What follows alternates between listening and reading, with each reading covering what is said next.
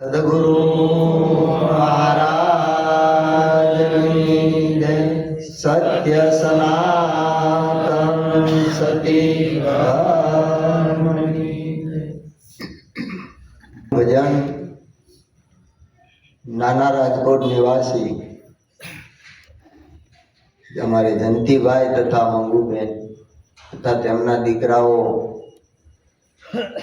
કેતનભાઈ અને ચેતનભાઈ અને એમના પુત્ર વધુ કોમલબેન અને હેતલબેન, આ સર્વે મળી અને જયંતિભાઈના માતુશ્રી વિમળાબાની જે વાર્ષિક પુણ્યતિથિ નિમિત્તે આજનું આ ભજન રાખવામાં આવ્યું છે.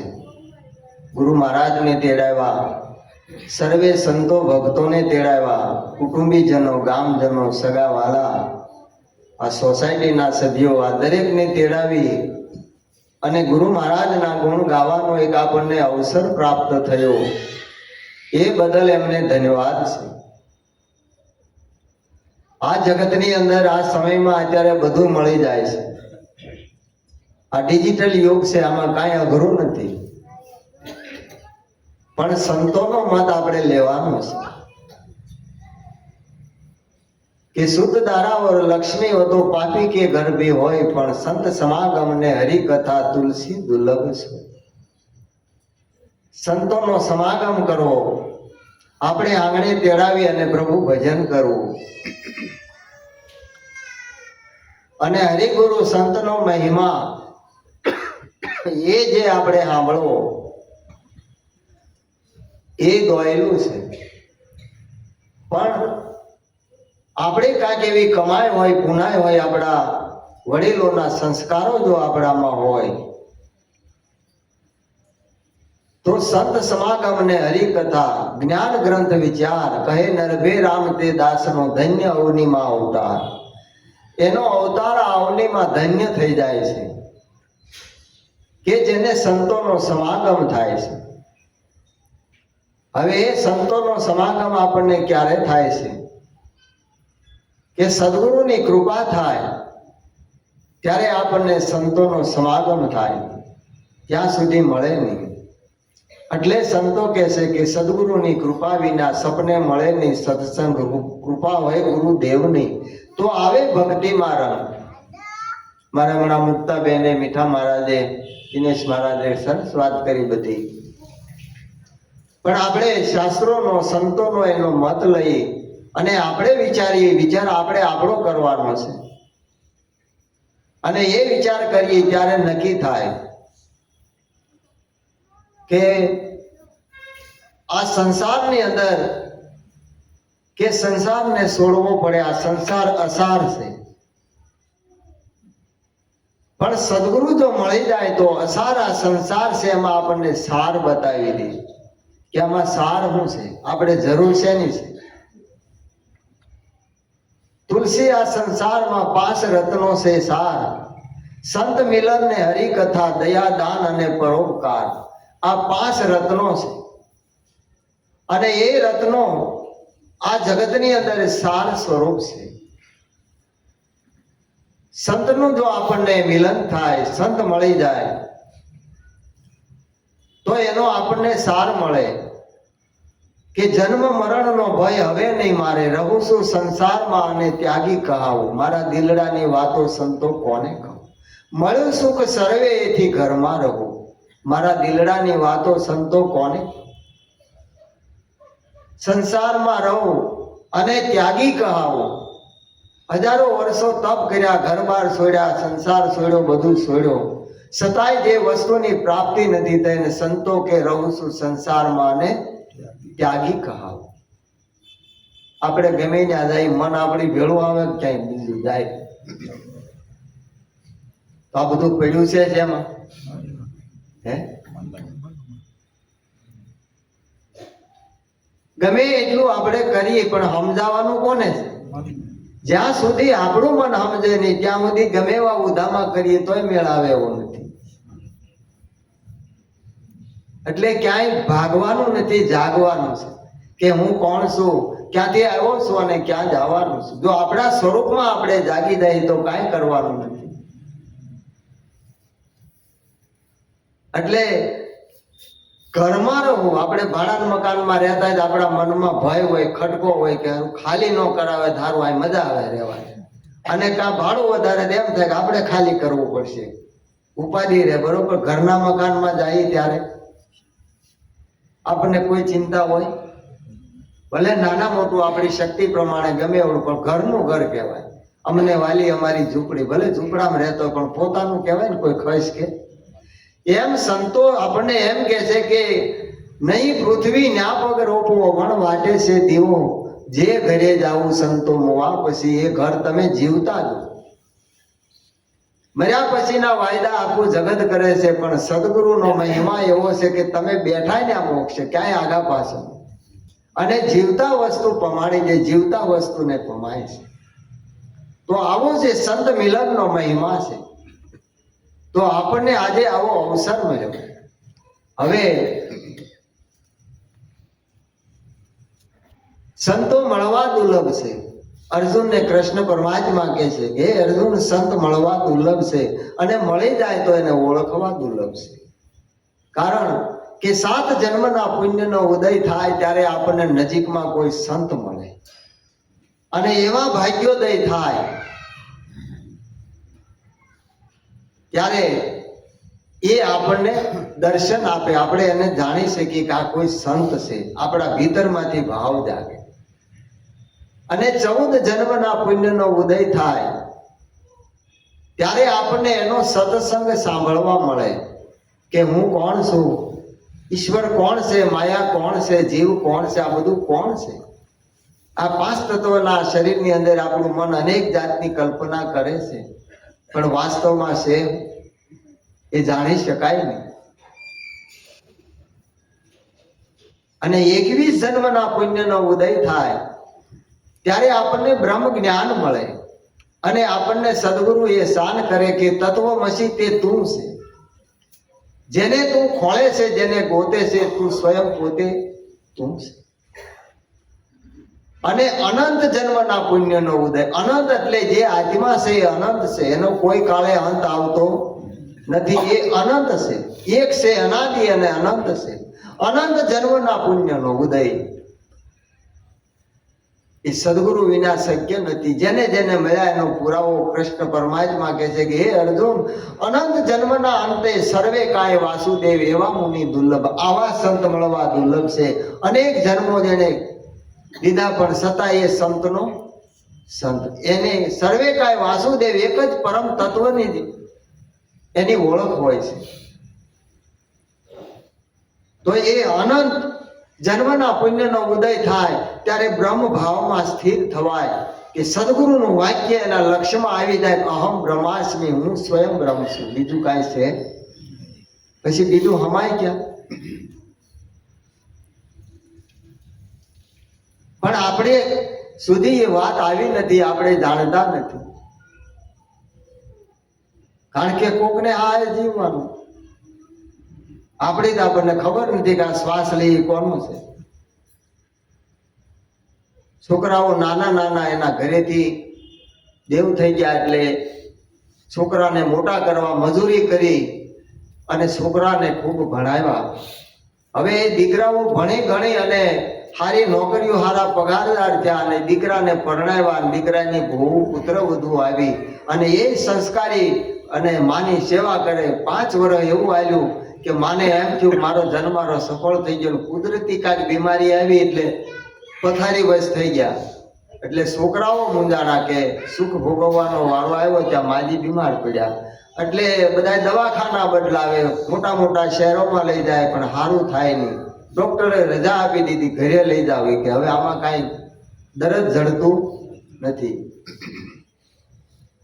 એટલે ઘરે લાવે, પણ છોકરા વિચાર કરે કે અમને ભણાવ્યા, આખી જિંદગી મહેનત કરી, આપણે છેલ્લા શ્વાસ સુધી લડવું છે.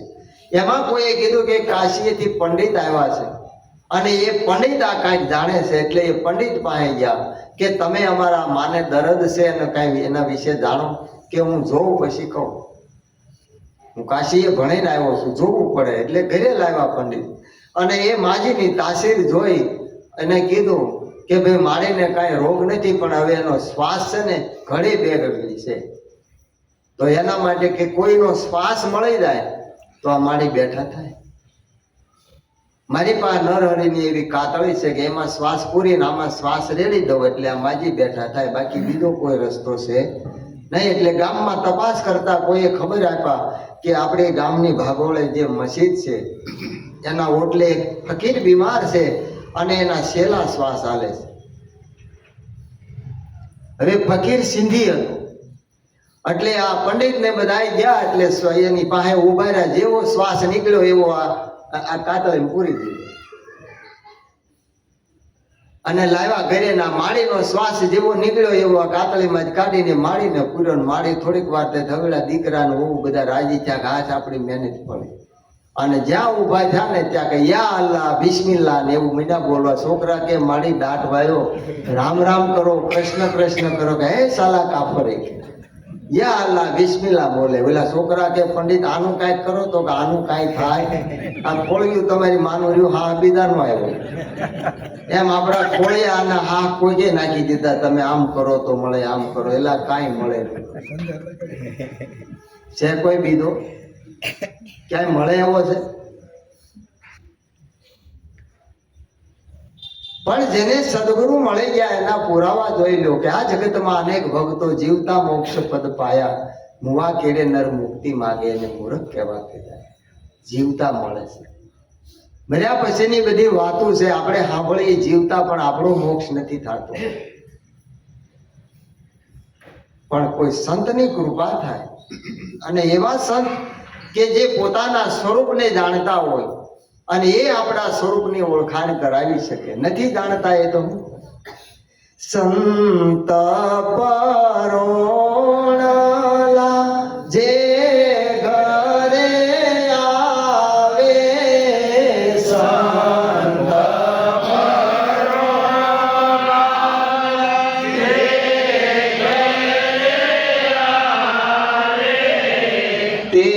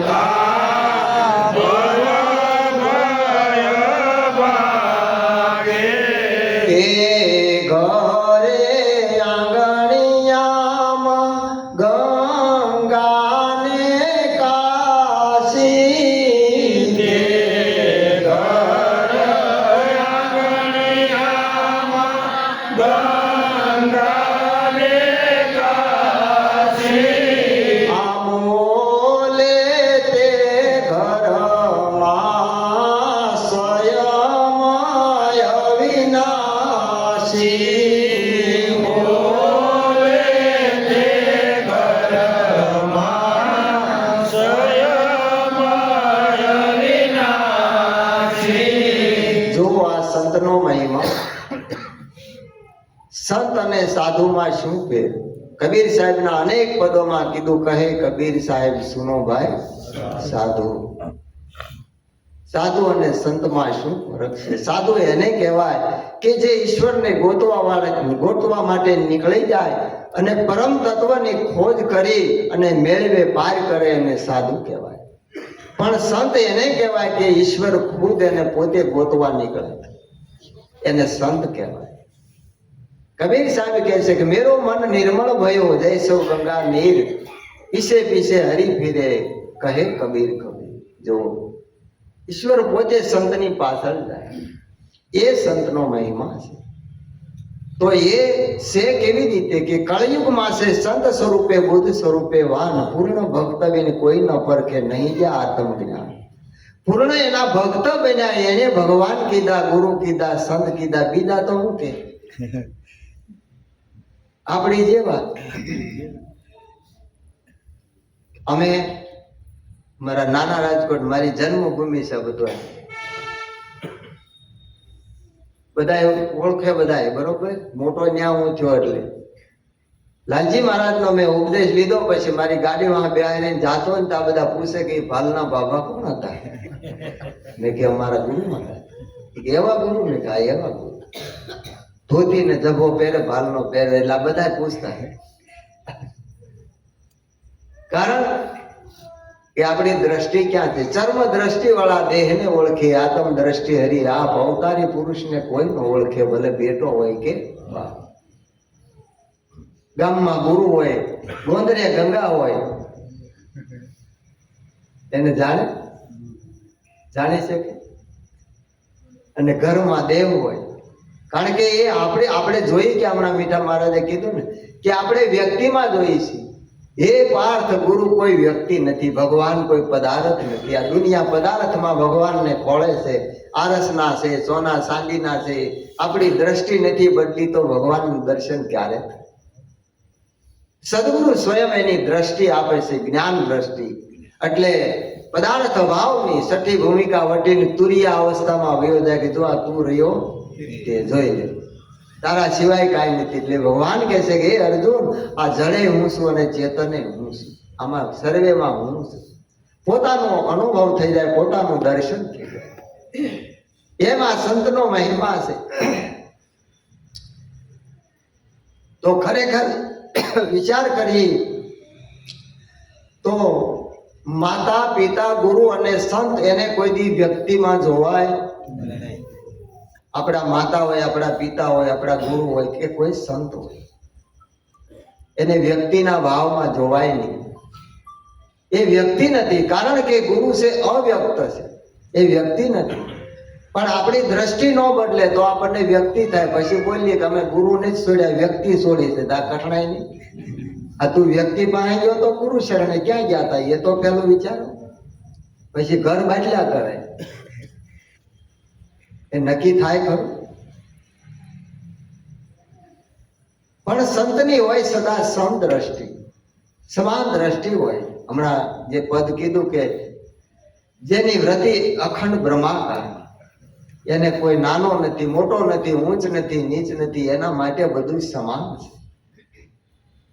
જેની દ્રષ્ટિમાં દોષ નથી એને નિર્દોષ દેખાય, દોષ હોય એને નિર્દોષમાં દોષ દેખાય. એ ખામી આપણી દ્રષ્ટિમાં છે, ખામી ક્યાંય નથી. એટલે એમાં વ્યક્તિ ભાવ ન જોવાય. કારણ આપણા શાસ્ત્રોને તપાસો. માતૃદેવો ભવ, પિતૃદેવો ભવ, આચાર્ય દેવો ભવ, અતિથિ દેવો ભવ, ગુરુ દેવો ભવ, પતિ દેવો ભવ અને દેવ કીધા છે. આપણા ઘરમાં છે, બોલતા ચાલતા જીવતા જાગતા ક્યાંય બહાર નથી. ને આપણે બહાર હળિયું કાઢી કેદી ભેગા થાય છે? ઘરમાં આપણને નહીં ભળાતું, બહાર ગામ ભળાય ખરું? આપણી દ્રષ્ટિ નથી આપણી પાસે. પણ સદગુરુ દ્રષ્ટિ આપે ત્યારે આપણને જ્યાં બેઠા ત્યાંથી જ ભળાય, ક્યાંય દૂર જવું પડે નહીં. એટલે સદગુરુની દ્રષ્ટિ મળે ત્યારે નક્કી થાય. કારણ કે સંતને દેવ પણ ન કહેવાય, ભગવાન પણ ન કહેવાય અને વ્યક્તિ પણ ન કહેવાય. આવું આપણા સંતો કહે છે. સંતને કાંઈ ન કહેવાય. કેમ કે દેવતાઓ તો આ 7 પાતાળ માર્યા, 7 સ્વર્ગલોક માર્યા, આ ભૂલોક માર્યા, આ બધાય રહ્યા. પણ સંત એનાથી ન્યારા છે. કારણ કે ભૂતળ ભક્તિ પદાર્થ મોટું બ્રહ્મલોકમાં નહીં. નરસિંહ મહેતા કહે છે આ ભૂતળ ભક્તિ એટલે ભૂતળની અંદર પદાર્થ જો હોય કોઈ ઉત્તમ તો આ મનુષ્યનો દેહ છે. એટલે એને વ્યક્તિ ન જોવાય. કારણ કે જેને સદગુરુ મળ્યા હોય એને આ સમજણ, એ ન હોય તો આપણે ગયા તો હું ન ગયા તો ગુરુ કર્યા તો ન કર્યા તો એનો કોઈ અર્થ નથી.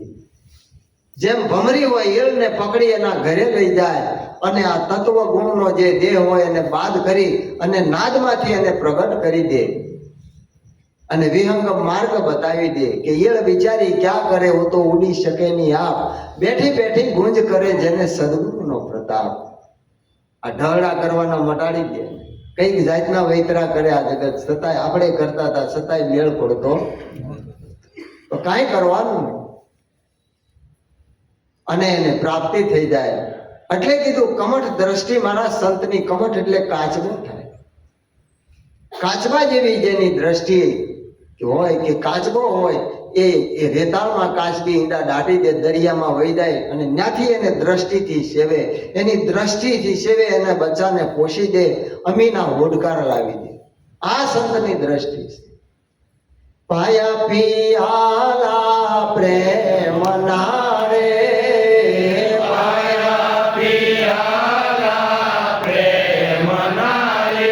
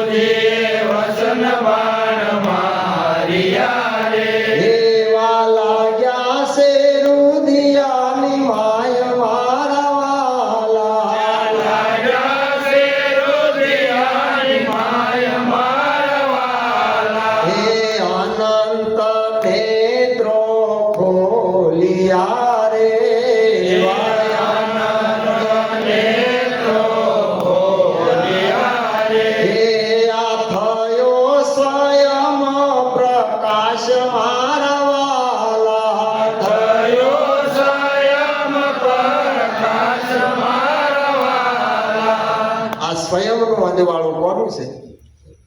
આપણે ભાળી આંખ્યું ભાળે છે, કાન સાંભળે છે. હમણાં અમારા મુક્તા બેને કીધું ના કાંઈ નથી.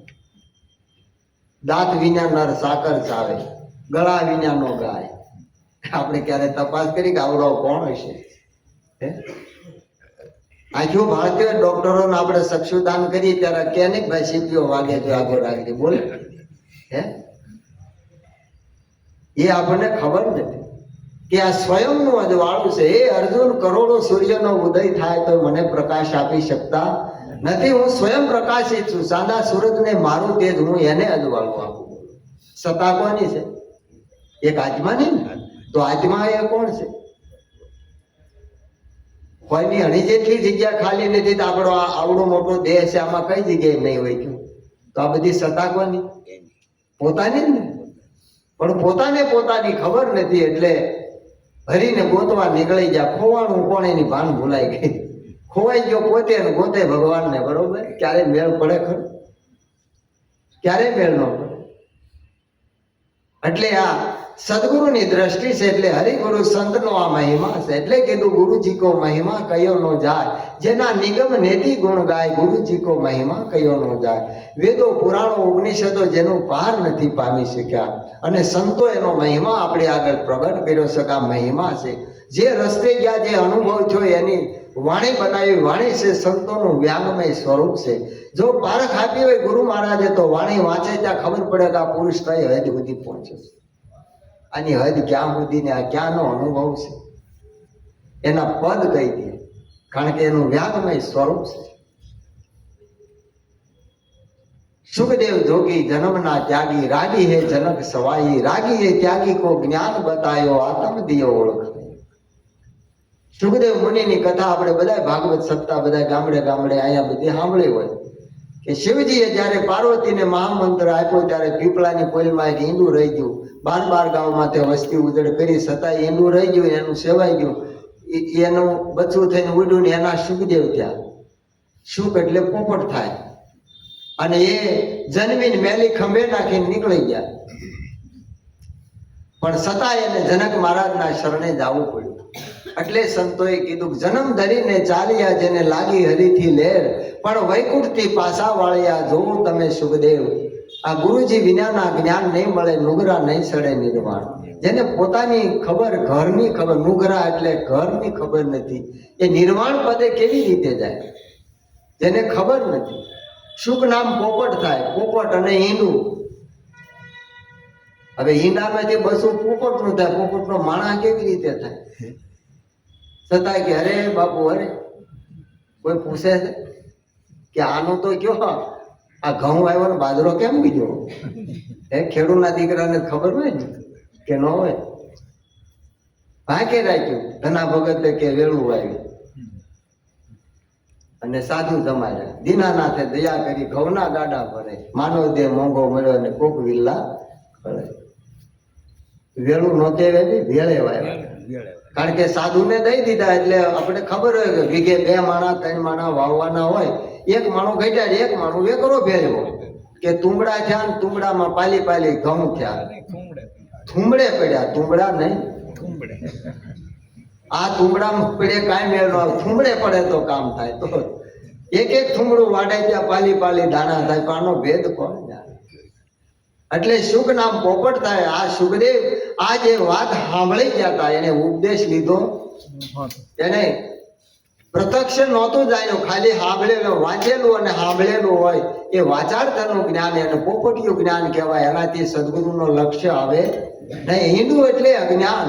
એટલે ગોરખ કહે છે કે ઈંડા થા તબ બોલતા અબ બચ્ચા બોલત નહીં, ખટ દર્શન મેં સાચા પડ્યા મૂર્ખ કો ગમ નહીં. ખટ દર્શન એટલે 6 પ્રકારના દર્શન કરે, પણ એમાં સાચા પડી ગયા કે આમાં હું કોણ ને હરી કોણ એની ખબર પડી, અને મૂર્ખને ગમ નહીં.